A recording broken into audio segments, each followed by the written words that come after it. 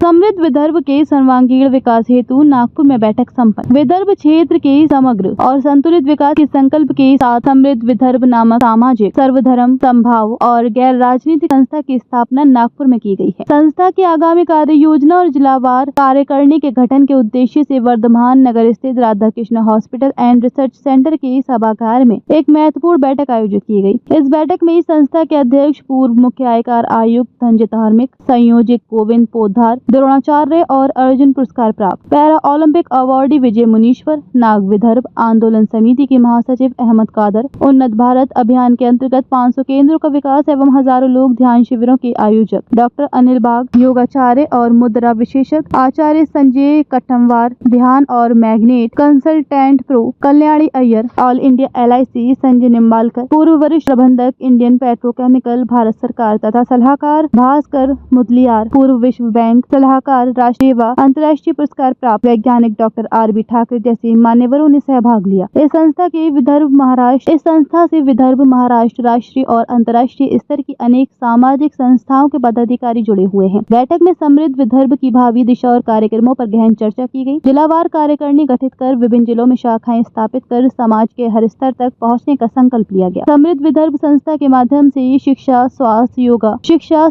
योग, ध्यान, सामाजिक समरसता और समविकास जैसे कार्यों को प्रभावी रूप से कार्यान्वित किया जाएगा।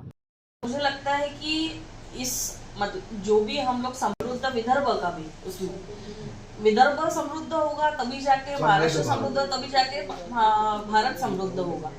इसमें यंगस्टर्स को आप कैसे, किस तरीके से विदर्भ का जो बच्चा है वो विदर्भ में रहे, विदर्भ में पढ़े। आज नागपुर में भी देख लीजिए, नागपुर का बच्चा नागपुर में पढ़ता जरूर है पर रहता नहीं है यहाँ पे।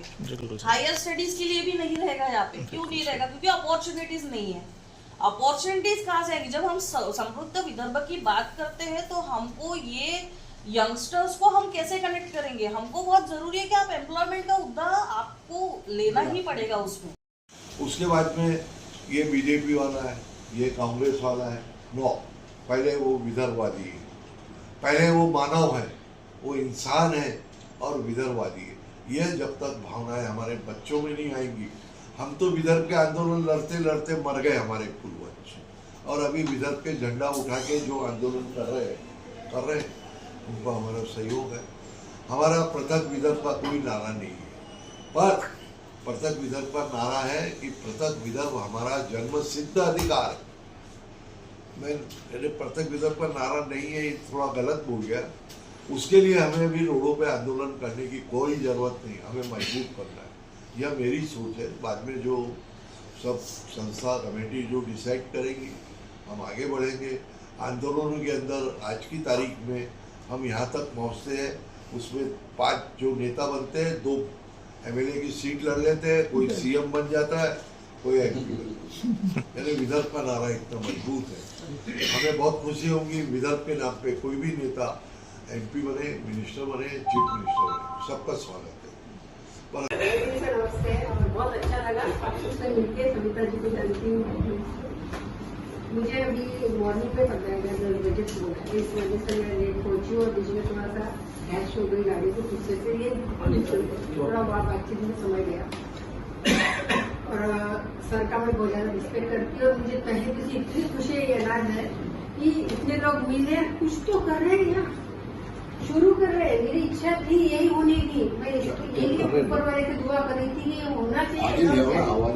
आप जैसे लोगों ने सही में ये जो है यहाँ से लेकर कारगिल तक की यात्रा हमने निकाली थी, पूरे देश में घूमते घूमते और कलेक्शन करते हुए जो कारगिल में शहीद हो गए उन शहीद परिवारों को कलेक्शन के लिए प्रधानमंत्री को उसमें पैसा दिया पहले, सबसे पहले। और पैसा कैसे? नकदी नहीं, किसी से नकदी ले लिया, बाकायदा चेक के रूप में लिया और प्रधानमंत्री कोष के नाम से ही लिया गया।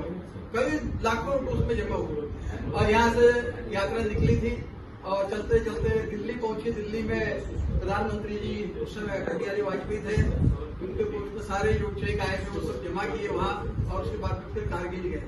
इतनी बड़ी यात्रा का संयोजन करना बहुत बड़ी बात है, एक व्यक्ति ने। मगर कहते हैं ना कि जब साथ में मंडल के लोग रहे, जैसे आज आप लोग सब उपस्थित है यहाँ, सबके सहयोग से ही वो यात्रा सफल हुई और एक इतिहास में नाम लिखा गया उसका कारगिल यात्रा का। बहुत सुंदर यात्रा का आयोजन किया था। उसी प्रकार अनेक बार ये विदर्भ के लिए भी काम करते रहते हैं, कई और भी जन जागरण के कार्य करते हैं, स्वास्थ्य के लिए काम करते रहते हैं। और यहाँ से उन्होंने रामटेक में भी अस्पताल खोला था और भी कई जगह इनके सेंटर खुलते रहते हैं। लोगों को जैसे जैसे आवश्यकता पड़ती है उसी हिसाब से इनके काम होते जाते हैं। यही कहना है कि विदर्भ का आदमी अपने आप में कब जागेगा, और इसी जागरण के रूप में जो मीटिंग यहाँ पर ली गई है कि विदर्भ के हर जिले में युवा यहाँ से बाहर जा रहा है।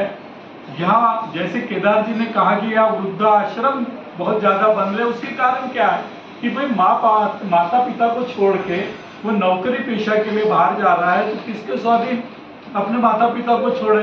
ये भी बहुत बड़ी बात है। ऐसी गंभीर समस्याओं को लेकर गोविंद जी ने के संयोजन में वो कोऑर्डिनेट कर रहे हैं इन सारी संस्थाओं को कि विदर्भ के अंदर में जन जागरण यात्रा कैसे निकाली जाए, उसके मुद्दे क्या होने चाहिए। तो उसके